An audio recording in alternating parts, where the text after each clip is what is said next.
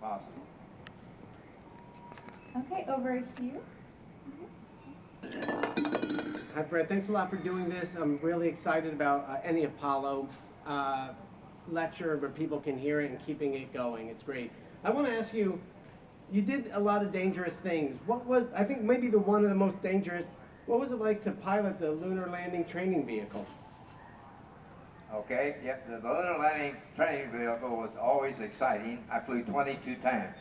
And the lunar landing training vehicle, we crashed 3 of them. 3 people ejected. Neil Armstrong, Al Granny, and Stu present. 3 people ejected, so we were down at the end of the program with only 1 vehicle left. They wanted to get it, the management wanted to get rid of it, and Neil, after his crash, talked to him and said, no, you need that, because that puts the pilot in a position with the right adrenaline flow and the pressure and feelings he's going to have to deal with. And every time you were short of fuel, landing that vehicle, just as you ended up with the people that landed on the moon. Now you had a pseudo aboard because it involved a jet engine that supported it mainly.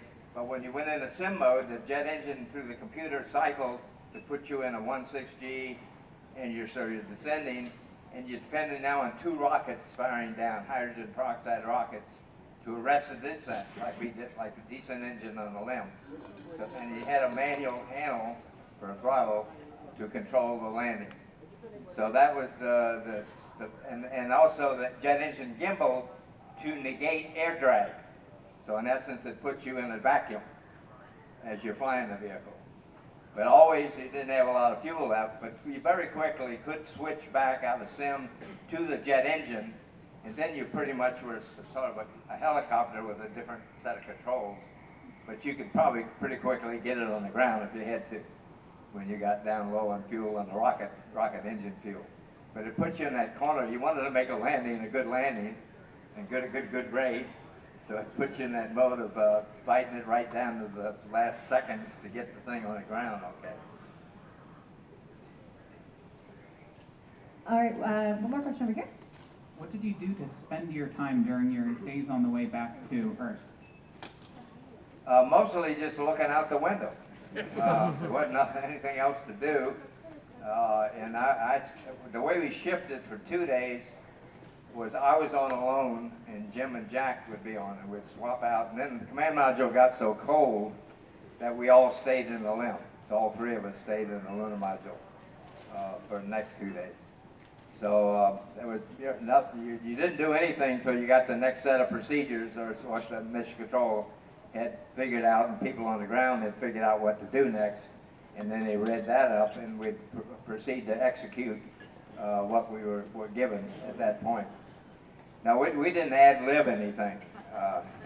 No, this was done with most of the brain power on the ground. All right, and we have a question from our viewers at home on the internet. Thanks, Fred. We've got a quick question from our NASA Spaceflight and Intrepid viewers who are watching back at home. If you had an opportunity now to go back to the moon on one of the new commercial spacecraft, would you sign up to do it? If I could lose about 20 years. I hit 89 years old in another couple of months, and I'm not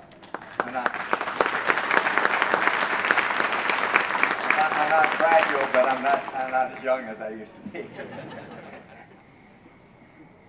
All right, well, everyone, we have to get started with our book signing soon. If you have a question, I'm sure as we're in line, you'd be happy to answer a couple more. I know we could spend all night here listening to your wonderful stories and asking all these questions, and we wish we had more time, but thank you all so much. I'm going to actually public here with us. Put your hands together one more time. Thank you so much for being here.